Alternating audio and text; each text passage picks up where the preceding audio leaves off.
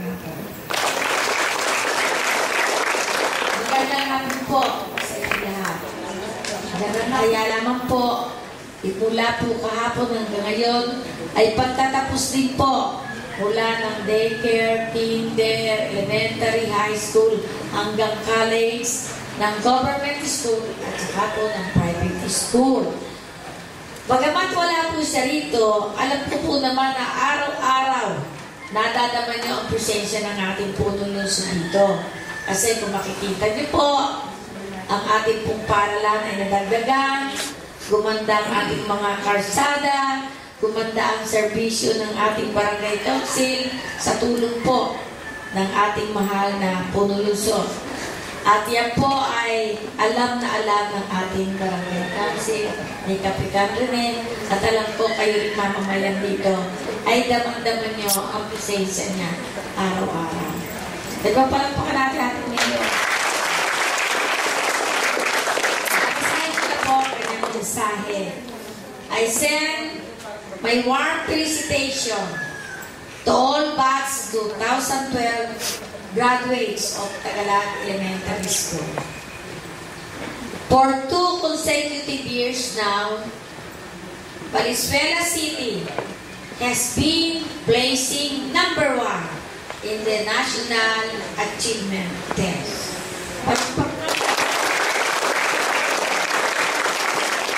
For elementary in the National Capital Region. I believe that this milestone is the result of committed partnership among all stakeholders in education. The city government, private sector, the academic, the parents, and you, our dear students. We are grateful for the slowly reaping the fruits of our investment in education. Your unending zeal inspire us to work even harder so we can build new classroom and acquire new and updated materials to further boost the education system in Valenzuela City. And our dear Valenzuelanos, there are so much you hold in your hands.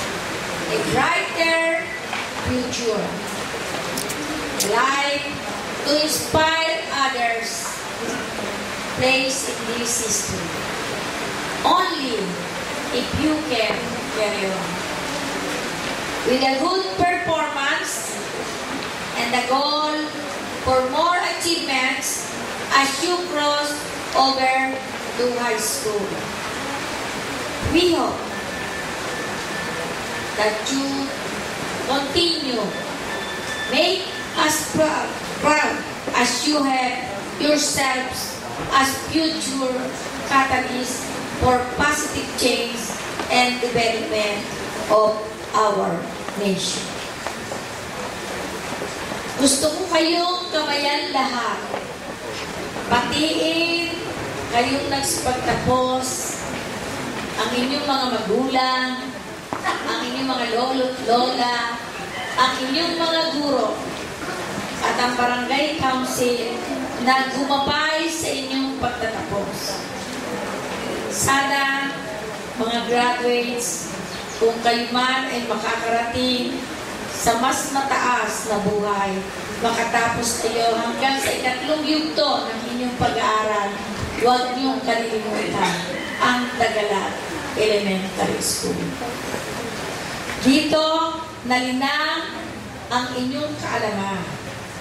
Dito, nakilala niyo paano maging tao, magmahal sa tao, magmahal sa kalikasan, magmahal sa nakatatanda, magmahal sa inyong magulang, at higit sa lahat, ang magmahal, magpasalamat sa ating Panginoon Diyos.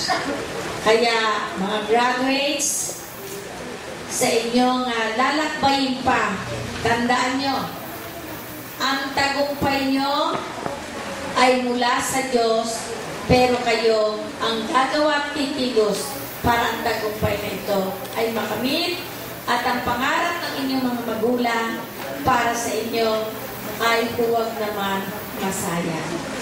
Kaya mga magsisipagtapos ngayon, pwede ba? Tumayo tayong lahat. Yan. Lingunin niyo ang inyong mga magulang. Yan. Ang inyong punong guro at ang inyong mga guro. Nasaan? Wala lumilingon. Nasaan sila? Ayun! Nandun pa rin pala. Ang punong guro. Nasaan? At siyempre, ang ama ng ating barangay at ang kanyang mga kagawa. Ayan. Asaan? Asaan ang kapitan? Ang ama. Hindi makita araw-araw. Tandaan niyo silang lahat at siyempre gusto natin ipadama niyo ang inyong malakpak kayo ng malakas.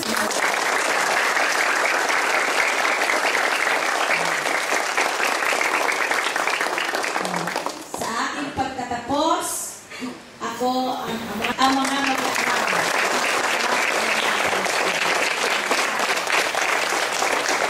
Ako naman ang babate ang Lola Cora. Lola Consihala Cora Cortez. Nasaan? Ayun. Congratulations and good luck sa inyo. Kagalagang President Tiga Charian. Siya ay kakatawanin ni Sabang Vice President Ray Junio.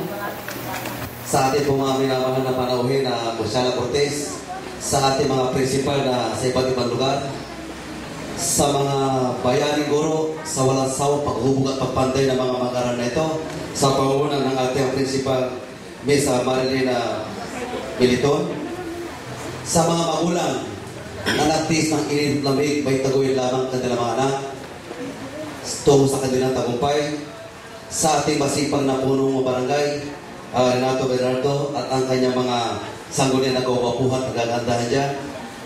Sa inyo po lahat, mga minamang kabarangay sa Tagalag, isang magandang hapon po sa inyo lahat. Magandang hapon din po.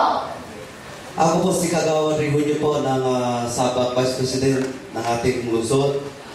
At sa ngalan po ng ating butihing Congressman Rex ay pinapabot niya po ang pagbati sa mga bayaning guro, pagbati sa mga magulang, at pagbati sa mga nasipagtapos. Sapagkat ako'y naniniwala na ang tagumpay ng mag-aral na ito ay hindi po nila kaya mag-isa bago sa sama-sama na pagkapit-bisig ng bawat isa sa inyo mula guro at magulang. Kaya po nakamit nila ang pangalawang yugto ng kanilang tagumpay. Kaya bilang isang kagawa din ng Barangay Bignay, samantala ko ng pagkataon para mabigyan ng kunti mensahe ang ating mga minamahal kong mag-aaral na nagsipagtapos. Sapagkat napakapalad po ninyo, sapagkat nung matapos po kayo ay nakatikim na kayo ng mga ganyang pasilidad na paralan. Noong araw, kung di ako nagkamali, puro putik pa ito, puro lumang bibig po ito. Ngunit alam niyo po ba na napakarami ang nagsipagtahumpay rito sa ating barangay? Kaya dito po natin napatunayan muli na wala sa itsura klase ng para na dapat pagtapusan para makamit mo ang tagumpay. Bagkus ay nasa tagapagturo at higit sa lahat, nasa inyo pong mag-aral. Ano maalay po ninyo? Pagbalik ninyo isang araw, isa kayong punong barangay na katulad ni Kapitan Renato. Ano maalay po ninyo? Pagbalik niyo po rito, isa kayong punong guro. Kaya hindi ba po dito natatapos ang inyong mga pagkikibaka sa buhay? Bagkus ito po ay unang hambang pa lamang, pumayo kayo para taglay ninyo at pag-ibayo po ninyo ang natutunan po ninyo na talento dito sa inyong barangay. Isipin po ninyo na kayo ay buton, itinanim na inyong mga guro na darasatak ng panahon. Pagbalik niyo po rito kayo ang mga puno nagbunga na masagana at ipagmamalaki po ng Barangay Tagalag. Muli po isang magandang hapon sa inyo lahat at mabuhay po kayo. Pag-aaral upang makamit ang medalya ng karangalan na ngayon ay tatanggapin nila. Sila ay pakikilala ng kanilang gurong tagapayo, Ginang Amalia O. Picanya. Siraan na baitang sa taong panunuan 2011, 2012. Mga